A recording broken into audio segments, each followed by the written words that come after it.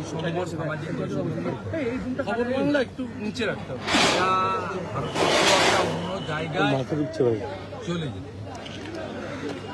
এবং আমরা মনে করি দেশ ভাগ হতো।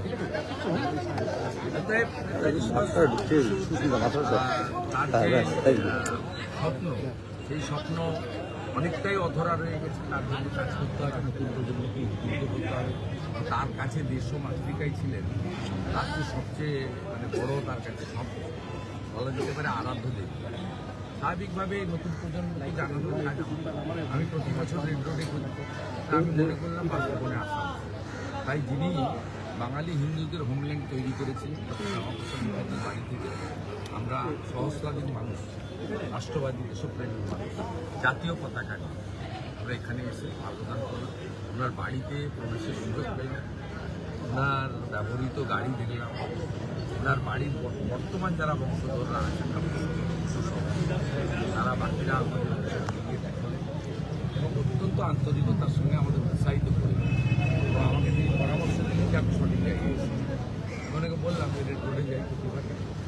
তারপর আমি মালা দেওয়ার পরে মালাটা পিডাব্লিউডির লোকেরা ফেলে সরিয়ে দেয়, আর মুখ্যমন্ত্রী অনেক সময় আসেন।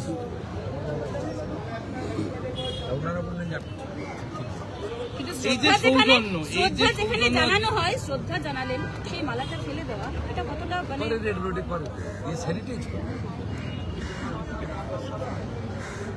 পিডাব্লিউডি ওখানে আমি লোক রেখে আমরা চলে আসার পরে 15 মিনিট পরে মালাগুলো ফেলে দিত, স্যানিটাইজ করত।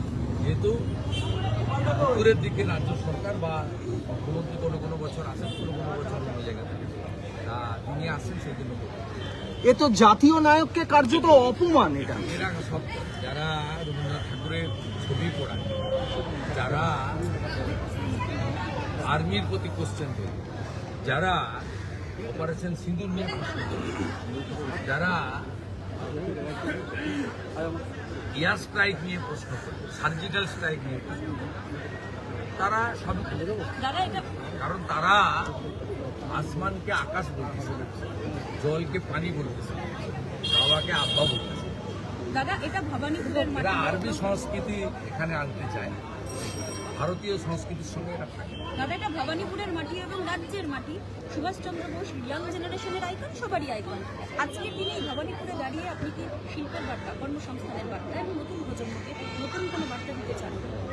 বার্তা কিছু নেই, সকলে জানেন যে নেতাজি সুভাষচন্দ্র বসুর আদর্শে দেশ যদি তৈরি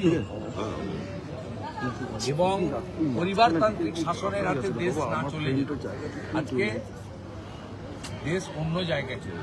মোদীজি চেষ্টা করছেন নেতাজি সুভাষচন্দ্র বসুর স্বপ্ন পূরণ করার।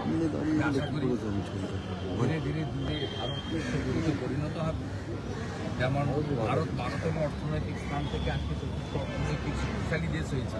আগামী দিনে নিশ্চিতভাবে বিকশিত ভারত হবে এবং বিকশিত ভারত তখনই হবে যখন বিকশিত ভারত। দাদা, একটু অন্য প্রশ্ন করছি। তিনি বলেছেন এটা আমাদের সকলের দুর্ভাগ্য যে অন্তর্ধানের এত বছর পরও কোনো কিনারা হলো না। ওনার ফাইলগুলো তো অপ্রকাশিত ফাইল, তো আমাদের দেশের প্রধানমন্ত্রী নরেন্দ্র মোদী আসার পরে প্রকাশিত। সব কথা বলে তো লাভ নেই, সব কথা বলে লাভ নেই। ভবানীপুরে আমি আছি এতক্ষণ, এটাই উনি বুঝছেন। ঘন ঘন টুইট করবেন, পুলিশের কাছে ফোন করবেন। আমি আরও অনেকক্ষণ ভবানীপুরে সরস্বতী পুজোর উদ্বোধনে যাব। আমি ভবানীপুর বিধানসভা 36 সরস্বতী পুজো আমার ফোন তুলে রাখা, ইচ্ছা একদম ফাঁকা হয়ে আজকে সারাদিন ভবানীপুরে। আমি এখান থেকে ভবানীপুরের সরস্বতী পুজোয় যাব। আমি আমার বিধানসভা কেন্দ্র বা পূর্ব মেদিনীপুরে আমাদের অংশগ্রহণ করব। আজকে একাধারে বাগদেবী, শ্বেতশুভ্র দেবী, বিদ্যার দেবীর পুজো, অন্যদিকে নেতাজি সুভাষচন্দ্র বসু জন্ম, দুটো মিলিয়ে এক জায়গায়। কিন্তু শুরুটা করলাম প্রাতঃস্মরণীয় ভারতরত্নকে প্রণাম। ধন্যবাদ জানাই তার পরিবারের বন্ধুবর্গকে, যারা বাড়িতে প্রবেশ করার সুযোগ দিলেন এবং আমার আজকে একটা অমূল্য প্রাপ্তি হলো নেতাজি সুভাষচন্দ্র বসু ব্যবহৃত গাড়ি, সেই গাড়ি আজকে আমি দর্শন করলাম, একটা ছবি রাখলাম, এটা আমার লাইফ টাইমে। গতকাল দাদা একটু অন্য প্রশ্ন করি, বাঁকুড়ায় গতকাল যা হয়েছে, দাদা বাঁকুড়ায় গতকাল যা হয়েছে বক্তুই বানানোর ছক, দাদা দাদা বলা হয়েছে কেন দাদা গতকাল বাঁকুড়ায় যেটা হয়েছে আরো একটা বক্তুই বানানোর ছক। নির্বাচন কমিশন দাদা একটু এদিকে ঘুরে সামনে রাখি দাদা। ওদের কথা, এইসব কর্মচারীদের কথার উত্তর দিতে পারবো না। 15,000 টাকা বেতনের জন্য এসআইআর দাদা বাঁকুড়ায় গতকাল বক্তুই বানানোর ছক।